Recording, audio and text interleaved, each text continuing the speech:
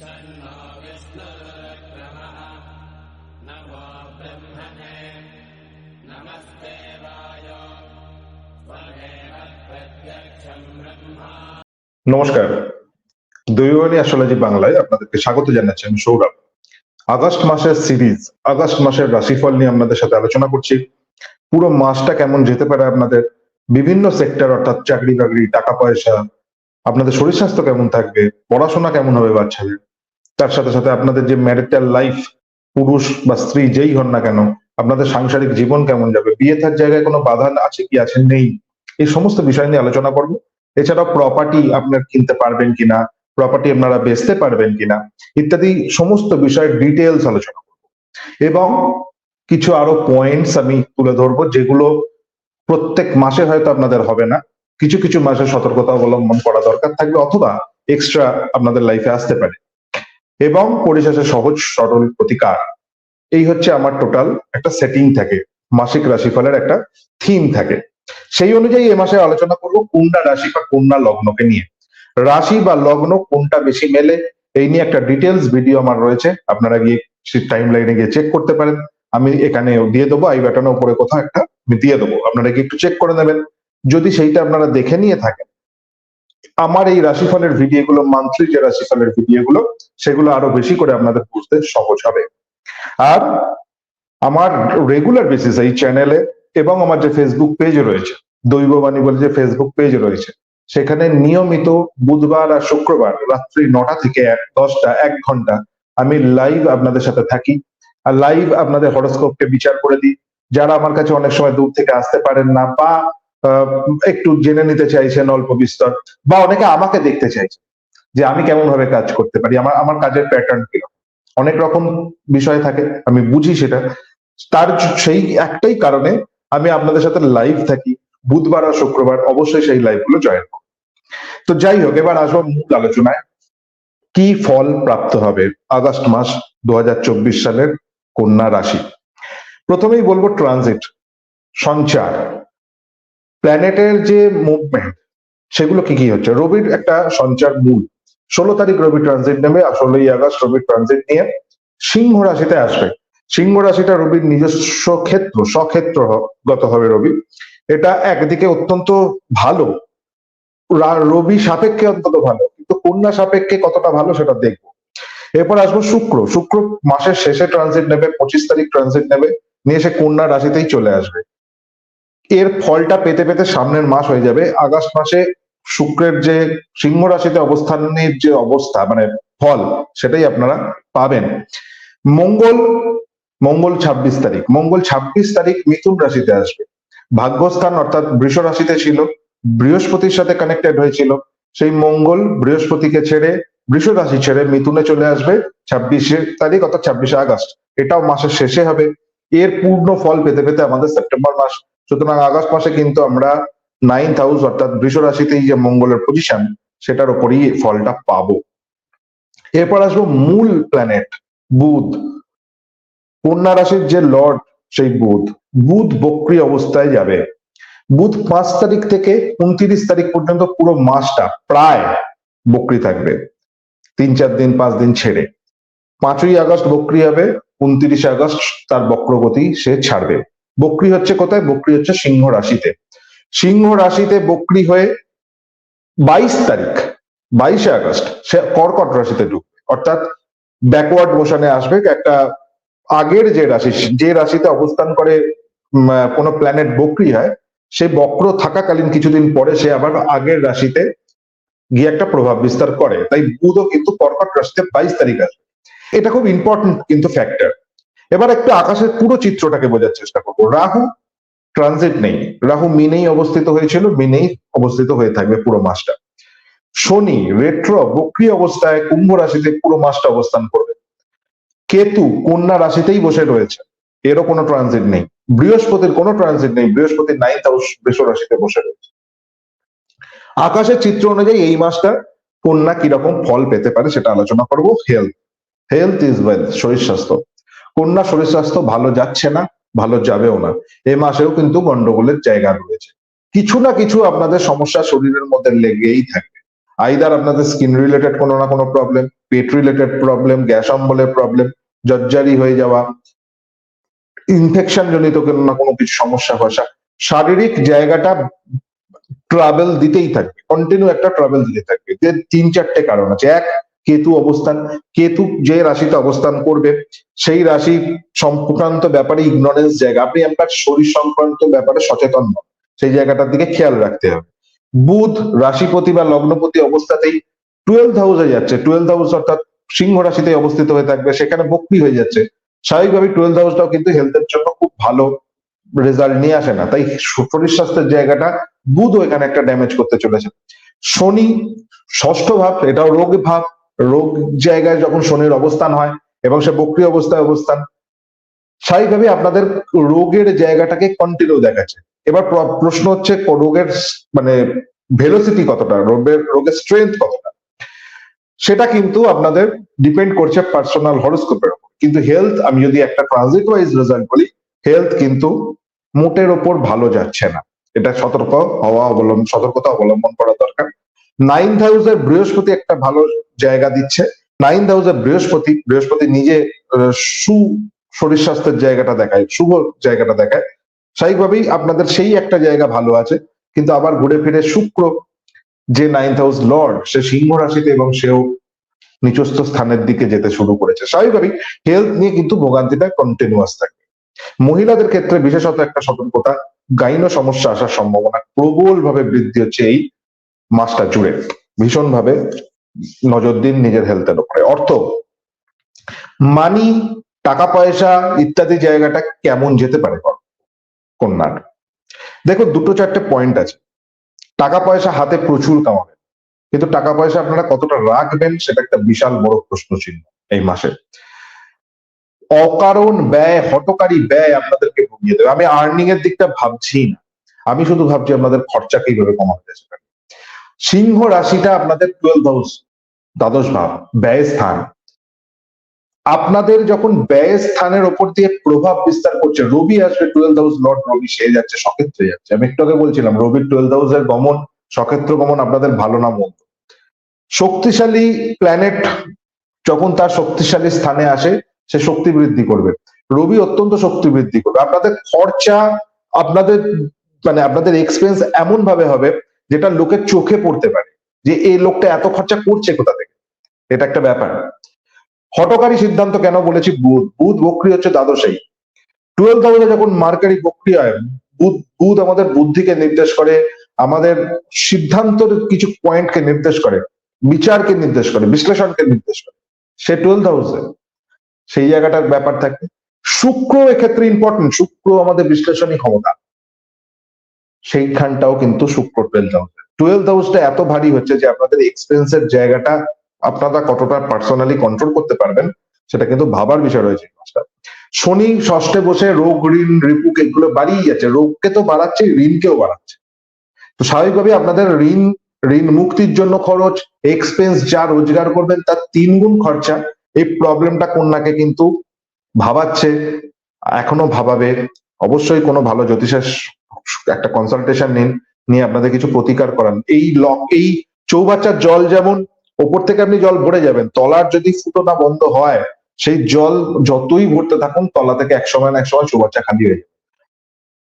লকটা করুন, ওই জ্যোতিষ বা কোনো ভালো অ্যাস্ট্রোলজারের পরামর্শ নিয়ে আপনাদের ওই চৌবাচ্চার ফুটোটাকে বন্ধ করুন, না হলে জল স্টোর হবে না। এবার আসবো কর্মের জায়গা। দেখুন, কর্মের জায়গাটা শুভ অশুভ মিলে, মঙ্গল ট্রানজিট হয়ে গেলে কর্মের জায়গায় ডিস্টার্বেন্স আসা শুরু হবে।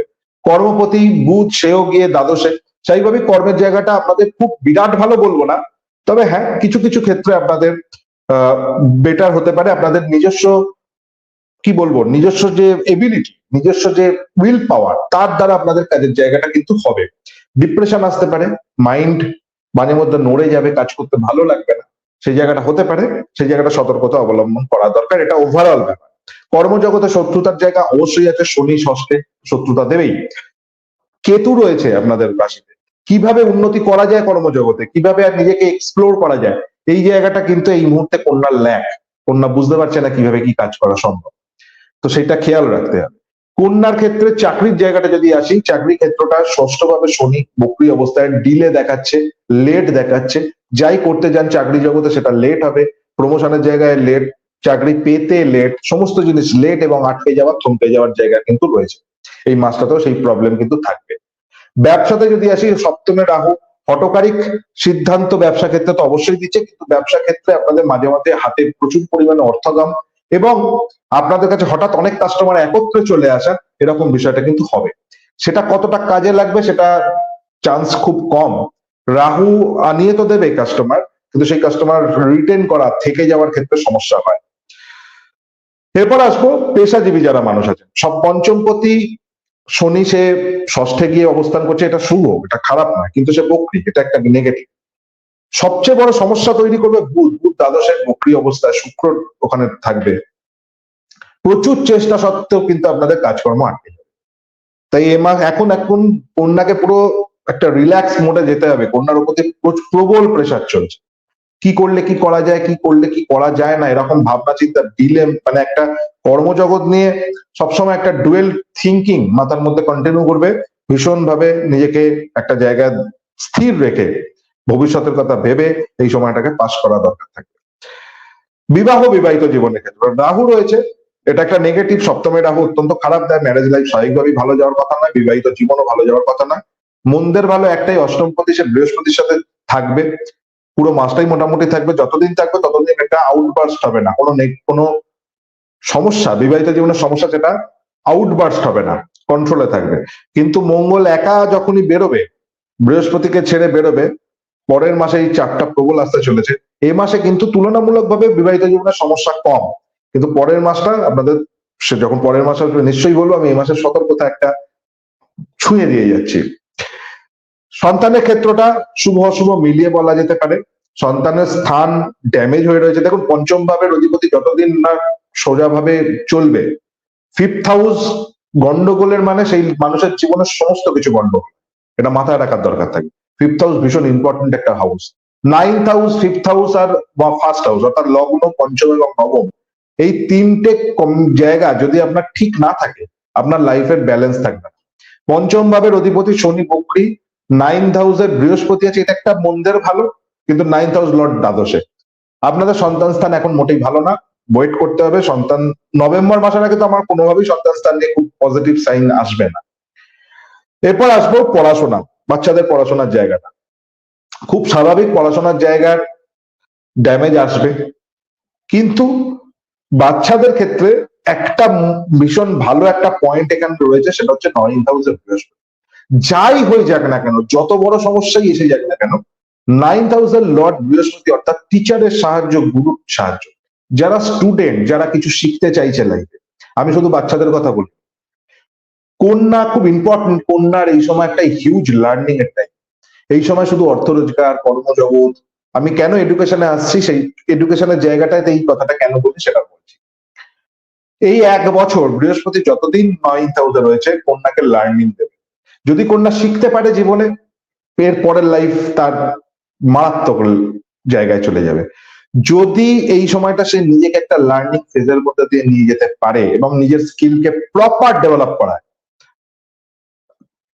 সমস্ত কিছু অর্থনৈতিক জায়গাটা ভুলে, তার জীবনকে ভুলে, ফিউচার লাইফ তার অনবদ্য হতে চলেছে। কিন্তু এখন সেই সময় না। তাই এডুকেশনের ক্ষেত্রে বলবো, বাচ্চাদের যত সমস্যাই হোক, মনোনিবেশ করতে যত প্রবলেমই হোক, বৃহস্পতি নাইন্থ হাউসে আছে মানে আপনাদের কপালে গুরু সহায় রয়েছে। তাই স্টুডেন্টদের অত সমস্যা হবে না। যারা বাচ্চারা শুধুই যাদের কাজ পড়াশোনা করা, তাদের লাইফে অত বড় সমস্যা হবে না, যতটা না আমরা যারা গৃহস্থ তাদের সমস্যা। ব্রহ্মচর্য আশ্রমে যারা রয়েছে তাদের অত বড় সমস্যা হবে না। এবার আসবো দুটো পয়েন্টের কথা। মোটামুটি ভাবে আমি একটা আলোচনা করেছি আপনাদের সাথে, কি কি চলবে, কি কি না চলবে। দুটো পয়েন্ট একটু এক্সট্রা বলে রাখি। দেখুন, কেতু যখন লগ্নে আসে, সেই সময় মানুষকে ইগনোরেন্স স্টেটে নিয়ে, এই সময় নিজের বুদ্ধিকে বেশি কাজে লাগানো যায় না। আমি বারণও করবো বেশি বুদ্ধি কাজে লাগানো, বিলিফ রাখুন, বিশ্বাস রাখুন, বুদ্ধি লাগাতে হবে না। বিশ্বাস, ট্রাস্ট, এইগুলোর উপর জোর দিতে হবে। নিজের বিচার, নিজের বুদ্ধি, নিজের জায়গাটা, নিজের সেন্স এখন আপনার এগেনস্টে যাবে, আপনার মাইন্ড আপনার এগেনস্টে যাবে। মাইন্ড বলবো না, মাইন্ডের কিছু পোর্শন গুলো, বিশ্লেষণী ক্ষমতাগুলো আপনার ইগাস হয়ে যাবে। ওই বিচার এবং বিশ্লেষণ ক্ষমতা এবং আপনার বুদ্ধি আপনার সবচেয়ে বড় দুর্বল স্থানের জায়গায় যাবে। আপনার সবচেয়ে যে স্ট্রেংথ, স্ট্রাগল করার ক্ষমতা, খাটার ক্ষমতা, পরিশ্রম করার ক্ষমতা, সেটা আপনার এগেন্স্ট হয়ে যাবে। এই সময়টা আপনার নিজের মাথা কিছুতেই লাগাবেন না, পরামর্শ নেওয়ার চেষ্টা করুন। যে জিনিসটাই আপনি কিছু ভাবুন না কেন, কোন একটা স্টেপ লাইফে নেবেন, প্রপার খুঁজুন সেই মানুষ, সেই বিষয়টা নিয়ে কারা কনসালটেন্ট আছেন তাদের সাথে কথা বলুন। ধরুন আপনি একটা চাকরি করবেন, নিজে চাকরি না খুঁজে ভালো কোনো জবের যারা কনসালটেন্সি দেয় এরকম জায়গায় কথা বলে তাদের মাধ্যমে নেওয়ার চেষ্টা করুন। আপনি বিজনেস করতে চাইছেন, নিজের মাথা না লাগিয়ে ব্যবসার যারা কনসালটেশন দেয় তাদের হাত ধরে চলার চেষ্টা করুন। পড়াশোনার ক্ষেত্র সেম, সমস্ত ক্ষেত্রে এই জায়গাটা। ম্যারেজ লাইফ যদি গন্ডগোলের থাকে, নিজের মাথা লাগাবেন না, ম্যারেজ কাউন্সিলর এখনকার দিনে এসে গেছে, তাদের সাথে কথা বলুন। আর অবশ্যই পুরো লাইফের গাইডেন্সের জন্য অ্যাস্ট্রোলজারের সাথে কথা বলুন। একজন অ্যাস্ট্রোলজার আপনার গাইড হতে পারে, একজন কনসালটেন্ট হতে পারে, যিনি অবশ্যই কনসালটেশনের মাধ্যম দিয়ে আপনাদের তুলে আনতে চেষ্টা করে তেমন মানুষ। আর সমস্ত ক্ষেত্রে গোপন করার প্রবণতা কমাতে হবে, ওপেন হতে হবে, সমস্ত জিনিসটা সামনে শেয়ার করতে চেষ্টা করতে হবে, তবে গিয়ে আপনারা লাইফটা দাঁড় করাতে পারবেন। আর অবশ্যই লার্নিং, এডুকেশন। যে স্তরেই আপনি থাকুন না কেন, নিজেকে কোনো না কোনো ভাবে একটা এডুকেট করার চেষ্টা করুন, কোনো একটা সাবজেক্টে স্কিলকে ডেভেলপ করুন। 9th হাউসে বৃহস্পতি, গুরু সহায়, তার সব সহায়। এবার আসবো প্রতিকার, সহজ প্রতিকার, বিশেষ প্রতিকার নিয়ে আমি খুব বেশি ঘাটবো না। গুরু মন্ত্র জপ করুন, বৃহস্পতির মন্ত্র এ মাসে আপনারা জপ করুন, একমাত্র গুরুই আপনাদের বাঁচাতে পারে। গুরু মন্ত্র জপ করুন, বৃহস্পতির মন্ত্র আপনারা জপ করার চেষ্টা করুন। 108 বার করে জপ করুন, একটা নির্দিষ্ট স্থানে আসন গ্রহণ করে বৃহস্পতির মন্ত্র 108 বার করে জপ করার চেষ্টা করুন। আর তার সাথে সাথে মা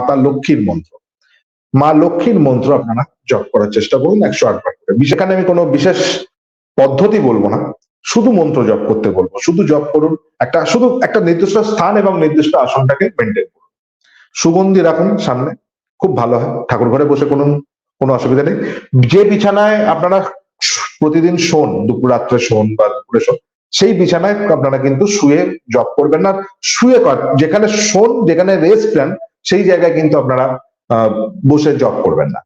একটা পার্টিকুলার স্থানে বসে করুন, চেষ্টা করুন মাটিতে, এবং একটা আসন বিছিয়ে নিয়ে করার চেষ্টা করুন। এই দুটো জিনিস আপনারা করুন, আর কিছু বিশেষ দরকার নেই। আপনারা অনেক বেনিফিটেড হবেন। আর অবশ্যই ভালো অ্যাস্ট্রোলজারের কনসালটেশন নেওয়া দরকার। নিচে যে ফোন নাম্বার গুলো রয়েছে, প্রয়োজন মনে করলে অবশ্যই যোগাযোগ করে নেবেন। দেখা হবে নেক্সট ভিডিও। ততক্ষণ পর্যন্ত ভালো থাকুন, সুস্থ থাকুন, ঈশ্বরের কাছে কামনা করবো। নমস্কার।